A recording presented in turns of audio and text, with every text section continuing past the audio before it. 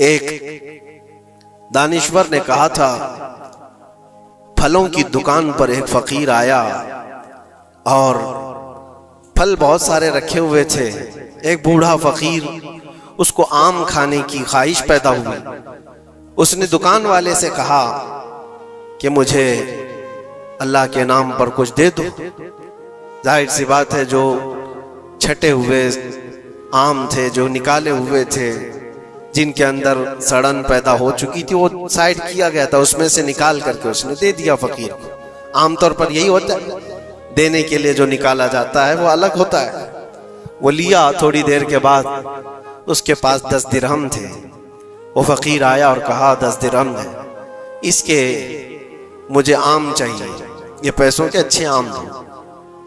तो 10 दिरहम लिया दुकान वाला और अच्छे से चुन करके 2 आम उसको दिया जो बनते थे। वो फकीर हाथ में दोनों आम लिया और फिर अल्लाह की बारगाह में दिखा कर कहा, ऐ अल्लाह, देख इस बंदे ने तुझे क्या दिया है और मुझे क्या दिया है। तेरे नाम पर मांगा था तो सड़ी हुई चीजें दिया, और मेरे पैसों से दिया है तो अच्छा माल दिया। अस्सलामु अलैकुम व रहमतुल्लाहि व बरकातुहू। अल्हम्दुलिल्लाहि व कफ़ा व सलामुन अला हबीबिहिल मुस्तफ़ा, अम्मा बअद। फ़अऊज़ु बिल्लाहि मिनश शैतानिर रजीम, बिस्मिल्लाहिर रहमानिर रहीम।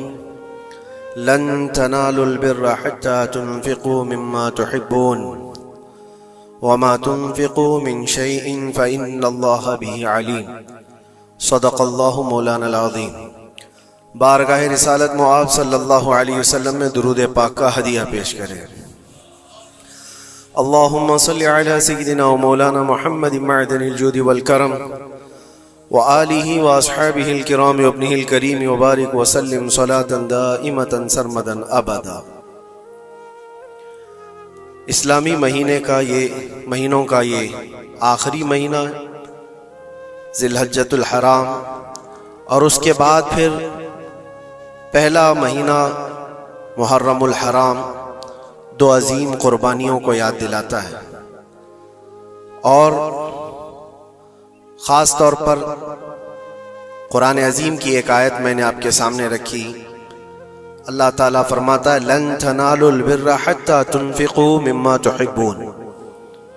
तुम उस वक्त तक भलाई को और कामयाबी को नहीं हासिल कर सकते जब तक अपनी पसंदीदा चीज अल्लाह की बारगाह में खर्च न कर दो। अल्लाह ताला की बारगाह में जब तक अपनी पसंदीदा चीज कुर्बान नहीं करते, तुम उस बड़ी कामयाबी को नहीं हासिल कर पाओ। यहाँ हुक्म इसलिए है कि इंसान के नफ्स को मारना है, ख़त्म करना है। आम तौर पर हम अपनी पसंदीदा चीज़ों पर कब्जा करके बैठते हैं, उनके साथ दिल लगाए होते हैं। इसी वजह से हज़रत सैयदना इब्राहीम अलैहिस्सलाम से जो कुर्बानी मांगी गई, तो वो जानवरों की या उनके घर बार की या किसी चीज़ की नहीं, बल्कि आपके उस अजीज बेटे की जो 90 साल की उम्र में पैदा हुआ।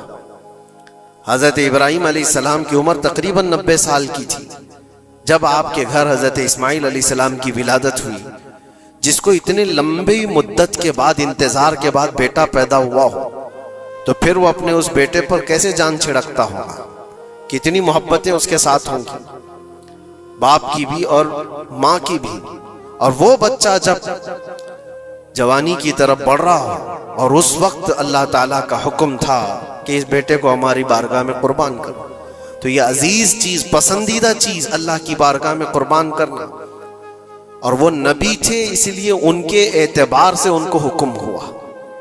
नबियों का ईमान सबसे आला है और उनका इम्तिहान भी सबसे बड़ा होता है।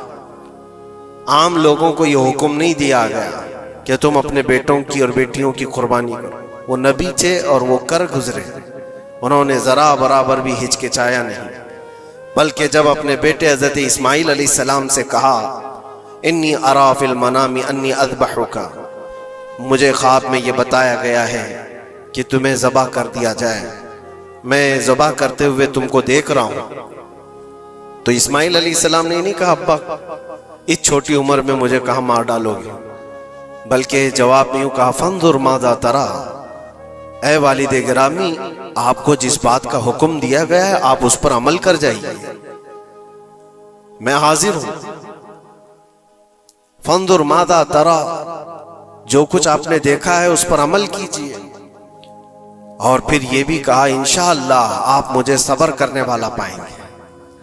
और हुआ वही कि इस्माइल अलैहिस्सलाम को लेकर जब हजरत इब्राहिम अलैहिस्सलाम कुर्बान गाह में गए थे तो इस्माइल अलैहिस्सलाम ने खुद कहा था अपने बाप से कि अपनी आंखों पर पट्टी बांध ले, कहीं मुझे ज़बा होते हुए देखकर आपके दिल में फिर से वो मोहब्बत ना जाग जाए जो बेटे की मोहब्बत होती है, और फिर अल्लाह के हुक्म से पीछे ना हट जाए। इब्राहिम अलैहिस्सलाम ने आंखों पर पट्टी बांध ली कि अल्लाह के हुक्म में कोई खलल ना पैदा हो। अपनी अजीज चीज, पसंदीदा चीज जब आदमी कुर्बान कर रहा होता है तो बहुत हिचकिचाता है, कितने ख्यालात उसके पास आते हैं। ये नबियों का इम्तिहान था और हर साल कुर्बानी पर हम इसको याद करते हैं, लेकिन ये कुर्बानी हमें ये दर्स दे करके जाती है कि ए अजीजो, अल्लाह ने जो तुम्हें दिया है उसमें जो सबसे पसंदीदा चीज है अल्लाह की बारगाह में कुर्बान करो। हर एक की अलग अलग चीजें होती हैं पसंदीदा, पता नहीं किसके यहाँ कौन सी चीज अजीज है, लेकिन कुछ चीजें कॉमन हैं। दौलत तकरीबन सबकी पसंदीदा चीज है, औलाद तकरीबन सबकी पसंदीदा चीज है, वक्त ये सबका लाजमी हिस्सा है और उसको कोई जल्दी कुर्बान नहीं करता। तो मेहनत से कमाई हुई दौलत को अल्लाह ताला के यहाँ खर्च करो, कुर्बान करो, ताकि तुम उस कामयाबी को पहुंचो। फिर भी आप अंदाजा करो देता कौन है हमें रिस्क, कौन देता है माल? सब कुछ अल्लाह रब्बुल इज्जत। अगर वो हुक्म करे कि मैंने तुम्हें 100 दिए हैं, उसमें से 50 मेरी राह में कुर्बान कर दो, 50 अपने पास रख लो, तो भी इंसाफ है, अदल है। अल्लाह करीम जिसका खुद का दिया हुआ है वो चाहे तो 90% अल्लाह ताला यूं फरमा दे कि मेरी राह में कुर्बान कर दो, 10 तुम रखो। नहीं, रब तबारक व तआला ने न 50 का हुक्म दिया तुम्हें, ना 40 का हुक्म दिया, ना 30 का, ना 10 का, बल्कि साल में एक मर्तबा सिर्फ 2.5% अपने माल से निकालने का हुक्म दिया। उसमें भी हम देखते हैं कितने लोग आनाकानी करते हैं, ज़कात को बचाने के लिए हीले करते हैं। वो सिर्फ 2.5% है, 2.5। अगर किसी के पास 100 हिस्से हैं तो उसमें से 2.5 ये अल्लाह की राह में साल में एक मर्तबा कुर्बान करने का हुक्म है, ज़कात। लेकिन माल की मोहब्बत कुछ लोगों के दिलों पर ऐसी जम जाती है, उसको बचाने के लिए वो कई तरह के हीले बहाने करते हैं। जबकि ये भी मैं आपको बता दूं, इनकम टैक्स जो होता है वो तुम्हारी इनकम पर लिया जाता है, जितना तुम कमा रहे हो उस पर टैक्स देना होता है। लेकिन ज़कात इनकम पे नहीं है, ज़कात सेविंग पे है। जितना तुम बचा रहे हो उस पर ज़कात है, तुम कमा रहे हो कितना उस पर कोई ज़कात नहीं। अगर तुम महीने में 1 करोड़ रुपए कमाते हो और 1 करोड़ रुपए पूरे खर्चा भी कर जाते हो तो साल भर में तुम पर कोई ज़कात नहीं, कोई ज़कात नहीं। लेकिन हाँ, अगर बचा करके रखते हो थोड़ा हिस्सा तो साल भर में वो बची हुई हिस्से पर अल्लाह की तरफ से ज़कात का हुक्म है। इसीलिए इस्लाम में ज़ख़ीरा अंदोज़ी जमा करना ये एक बुरा काम है। इसी से दिल पर मैल जमा होता है। जब माल ज्यादा जमा होता है तो दिल के ऊपर मैल ज्यादा जमा होने लगता है, और अल्लाह ताला अपने बंदों के लिए नहीं चाहता कि तुम्हारे दिलों पर माल की मोहब्बत का मैल जमना शुरू हो जाए। इसीलिए हर साल उतना हिस्सा निकाल दिया करो। अजीज़ान गिरामी वक़ार, ये तो माल के मुताल्लिक था, और बाकी अल्लाह ताला कुरान में ये भी फरमाता है।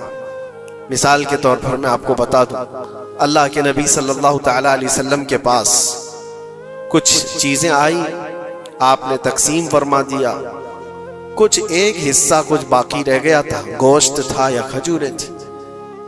उस गोश्त का हिस्सा घर में रखा गया। आप सल्लल्लाहु अलैहि वसल्लम ने बाद में पूछा कितना बचा है और कितना दे दिया गया? कहा इतना इतना इतना सब कुछ बट गया, एक टुकड़ा कुछ बाकी रह गया। तो आपने फरमाया हकीकत में जो दिया गया है वही असल बचा हुआ है अल्लाह की बारगाह में, और जो हमने रखा है ये तो खर्चा होने वाला है, ये हमारे लिए, और जो दिया गया वो हमेशा अल्लाह के पास रहने वाला है। मा इंदकुम यनफदु व मा इंदल्लाहि बाक। कुरान में अल्लाह फरमाता है जो तुम्हारे पास है वो सब फना हो जाएगा, और जो अल्लाह के पास तुमने दे रखा है वो बाकी रहने वाला है। इसीलिए अल्लाह ताला खुद फरमाता है, बनी आदम जो अपने हाथ से सदका करता है उसके सदक़े को मैं खुद लेता हूँ और उसको बछड़े की तरह पाल करके बड़ा करता हूँ। क़यामत के दिन वो बंदा आकर देखता है, एक सिक्का कुछ खैरात किया था अपनी जिंदगी में, और वहां देखो तो पहाड़ के बराबर नेकियां उसकी होंगी। वो पूछता है, इतनी मेरी कहां से आ गई? तो रब ताला फरमाता है, तेरे उस छोटे से सदक़े को मैंने पाल करके इतना बड़ा किया।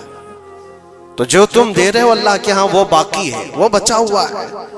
होता यह है मेरे अजीजों, जो चीजें हमारी अजीज हैं, जो महबूब हैं, उसको हम कुर्बान करना नहीं चाहते जल्दी। एक दानिश्वर ने कहा था, फलों की दुकान पर एक फकीर आया और फल बहुत सारे रखे हुए थे। एक बूढ़ा फकीर, उसको आम खाने की ख्वाहिश पैदा हुई। उसने दुकान वाले से कहा कि मुझे अल्लाह के नाम पर कुछ दे दो। जाहिर सी बात है, जो छटे हुए आम थे, जो निकाले हुए थे, जिनके अंदर सड़न पैदा हो चुकी थी, वो साइड किया गया था, उसमें से निकाल करके उसने दे दिया फकीर को। आमतौर पर यही होता है, देने के लिए जो निकाला जाता है वो अलग होता है। वो लिया, थोड़ी देर के बाद उसके पास 10 दिरहम थे। वो फकीर आया और कहा, 10 दिरहम है, इसके मुझे आम चाहिए, ये पैसों के अच्छे आम दो। तो 10 दिरहम लिया दुकान वाला और अच्छे से चुन करके 2 आम उसको दिया जो बनते थे। वो फकीर हाथ में दोनों आम लिया और फिर अल्लाह की बारगाह में दिखा कर कहा, ऐ अल्लाह, देख इस बंदे ने तुझे क्या दिया है और मुझे क्या दिया है। तेरे नाम पर मांगा था तो सड़ी हुई चीजें दिया, और मेरे पैसों से दिया है तो अच्छा माल दिया। क्या ये आमतौर पर नहीं होता हमारे यहाँ? खाना अगर बच जाए तो उसे तक बांटने में दे दिया जाए। उस वक्त मदरसे के बच्चे याद आते हैं। वलीमे में, शादी में, मंगनी की रस्म में खाना देगों बनाया जाता है और बच जाए तो सोचते हैं किसी मदरसे में गरीब तलबा को दे दिया जाए, या फकीरों और मिस्कीनों को खुरचन देने के लिए हम खड़े रहते हैं कि बच गया है, खराब हो जाएगा, इससे अच्छा है कि गरीब लोग खा लेंगे। ऐसा क्यों नहीं होता कि जब देग पक कर तैयार हो जाए तो उसका ऊपर वाला पहला खाना फुकरा को दे दिया जाए, क्योंकि वह अल्लाह के नाम पर दिया जा रहा है। हमारे अपने खाने से पहले गुरबा और मसाकीन का ख्याल कर लिया जाए। इसीलिए मुझे वो बात याद आती है, रसूल मुकर्रम सल्लल्लाहु तआला अलैहि वसल्लम की आदत करीमा थी, जब आपके दस्तरखान पर कोई फकीर आता तो अल्लाह के नबी सल्लल्लाहु अलैहि वसल्लम के दस्तरखान पर जो कुछ होता सबसे पहले उसको पेश कर देते। हुजूर पाक सल्लल्लाहु अलैहि वसल्लम रमजान के महीने में दस्तरखान पर बैठे हुए हैं। एक मुसाफिर आया बड़ी दूर से, वो हुजूर को मिलने के लिए आया था। हुजूर पाक सल्लल्लाहु अलैहि वसल्लम अस्हाबे सुफ़्फ़ा के साथ, जो 70 सहाबा, गरीब सहाबा हुजूर के दर पर पलते थे, उनके साथ इफ्तारी कर रहे थे। और एक मुसाफिर आया, उसको बुलाया गया, आ जाओ दस्तरखान पे। 70 लोगों के बीच में दूध का एक प्याला था बस इफ्तारी के लिए, और वो जो मुसाफिर आया उसको बिठाया गया, बड़ा भूखा था। उससे कहा गया, लो आप तनाउल करो, आप दूध पी लो। उसने उठाया, किसी का ख्याल ही नहीं किया, पूरा दूध पी गया। अल्लाह के नबी सल्लल्लाहु अलैहि वसल्लम ने मुस्कुरा कर कहा, अल्लाह तेरा भला करे। आता है फकीरों पे उन्हें प्यार कुछ ऐसा, खुद भीख दें और खुद कहें मंगते का भला हो। हमारी पसंदीदा चीज अगर कोई उठा ले तो फिर हम आग बगोला हो जाए। खास तौर पर अगर यह आजमाना हो तो रमजान में इफ्तार के मौके पर देखें, अपने दस्तरखान पर से हमारे सामने की चीज कोई और उठाने लग जाए तो पारा चढ़ जाता है, गुस्सा आने लगता है, हम नहीं देना चाहते। वो सारा अपना जमा करके रखा हुआ होता है। यही वो इम्तिहान है जो कुरान में अल्लाह फरमाता है, अपनी पसंदीदा चीज जब तक तुम अल्लाह की बारगाह में नहीं कुर्बान करोगे उस कामयाबी को नहीं पहुंच सकते। हमारा दिल छोटा है, उसी वक्त अंदाजा हो जाना चाहिए कि मेरे दिल में वसाअत कितनी है, कुशादगी कितनी है। आजमा करके देख लेना, इफ्तारी के टाइम पे थोड़ा सा तुम्हारा शरबत कोई उठा ले या कोई फ्रूट तुम्हारे इधर से उधर कर दे दस्तरखान पर। झगड़े होते हैं बहुत सारे, गुस्से में आग बगोला होता है, लाल पीला होता है, पता नहीं क्या क्या सुना देगा। दिन भर का सब्र किया हुआ आदमी वो इफ्तारी पर मौजूद छोटे से टुकड़े फ्रूट के अपने दूसरे भूखे भाई को देना नहीं चाहता। लेकिन यही चीज मैं आपको बताता हूं, खा करके जब शिकम सैर हो जाए, पेट भर जाए, मस्जिदों में इफ्तार के बाद हमने देखा है ढेरों फ्रूट के टुकड़े पड़े हुए रहते हैं। अब उसकी तरफ कोई देखता भी नहीं, पेट भर चुका है, वही फ्रूट है, वही शरबत है, वही सब कुछ है, लेकिन वो गिरा हुआ है, पड़ा हुआ है, कहीं तो गटरों और नालियों में फेंक दिया जाता है, या अगर कोई खाने वाला ना हो तो फिर रमजान में मांगने वाले या फकीरों को ढूंढा जाता है। अपना पेट भर जाने के बाद फिर फकीरों को ढूंढना, ये वो इम्तिहान नहीं है जो इब्राहिम अलैहिस्सलाम ने दिया था। हाँ, अल्लाह के नबी सल्लल्लाहु तआला अलैहि वसल्लम के जो अखलाक थे वो सहाबा में भी थे। सहाबा कराम रिदवानुल्लाहि तआला अलैहिम अजमईन की वो बातें मैं आपको बताऊं। हुजूर पाक सल्लल्लाहु अलैहि वसल्लम की बारगाह में एक मेहमान आता है रात के वक्त, और हुजूर सल्लल्लाहु अलैहि वसल्लम अपने सहाबा में फरमाते हैं, है कोई जो मेरे मेहमान की मेहमान नवाजी करे, अल्लाह उसे जन्नत से खाना खिलाए। सहाबा तो जाहिर सी बात है हर नेकी को बढ़ चढ़ करके लेते थे। एक सहाबी थे हजरत तलहा रदियल्लाहु तआला अन्हु, उन्होंने कुछ देखा ही नहीं घर में है कि नहीं है, फौरन कहा या रसूल अल्लाह, इस मेहमान को मैं ले जाता हूँ। हुजूर पाक सल्लल्लाहु अलैहि वसल्लम से दरखास्त की और लेकर के घर आ गए। पता चला बीवी को ने कहा, पहले तो हमारा खुद का ही खाना नहीं है, आप मेहमान भी ले आए। साहबी रसूल ने अपनी बेगम से पूछा कितना है, कहा एक आदमी सिर्फ खा सकता है। और घर में कितने लोग हैं? शोहर, बीवी और एक छोटा बेटा। अब एक मेहमान आया हुआ है। साहबी रसूल ने अपनी इस फिक्र का इजहार किया बेगम से कि अब क्या होगा, एक आदमी खा सकता है और 4 लोग यहाँ मौजूद हैं। अल्लाहु अकबर, वो खवातीन भी हुजूर के जमाने की कैसी थी। उन्होंने कहा अपने शोहर से, घबराइए मत, मैं बच्चे को थपकियां देकर सुला दूंगी, आज ऐसे सुला दूंगी, और दस्तरखान पर जब बैठे आपको खाना में परोस दूंगी, और फिर बत्ती अचानक गुल कर देंगे, चिराग बंद कर दिया जाएगा, आप खाने जैसा मुंह चलाते रहे और उस मेहमान को लगे कि आप भी खा रहे हैं, और खाना पूरा उसके सामने रखें ताकि वो पेट भरकर खा ले। एक आदमी के खाने के लिए ये हीला किया जा रहा है, खुद भी भूखे हैं। ऐसे ही हुआ, दस्तरखान बिछाया और सहाबी रसूल ने खाने का बर्तन उनके सामने पेश किया और अचानक चिराग को बुझा दिया गया, अंधेरा है। उन्होंने अफसोस का इजहार किया, कहा इत्तेफाक है चिराग गुल हो गया, आप खा लीजिए, हम भी खा रहे हैं। और सारा खाना उस मेहमान के सामने रखा। मेहमान को ये लगता रहा कि ये लोग भी खा रहे हैं, और पूरा खाना वो पेट भरकर खा लिया, शिकम सैर हो गया। और उसके बाद बर्तन उठा दिया गया। वो सहाबी रसूल हज़रत तलहा भी भूखे सोए, उनकी बीवी भी भूखी सोई, उनका बेटा भी भूखा सोया, सिर्फ एक मेहमान की मेहमान नवाजी के लिए अपनी अजीज चीज, अपनी पसंदीदा चीज कुर्बान अल्लाह के नाम पर। लेकिन मेरे अजीजों, वाकया सिर्फ इतना ही नहीं है। सुबह होती है, हुजूर पाक सल्लल्लाहु अलैहि वसल्लम सहाबा से कहते हैं, तलहा कहाँ है?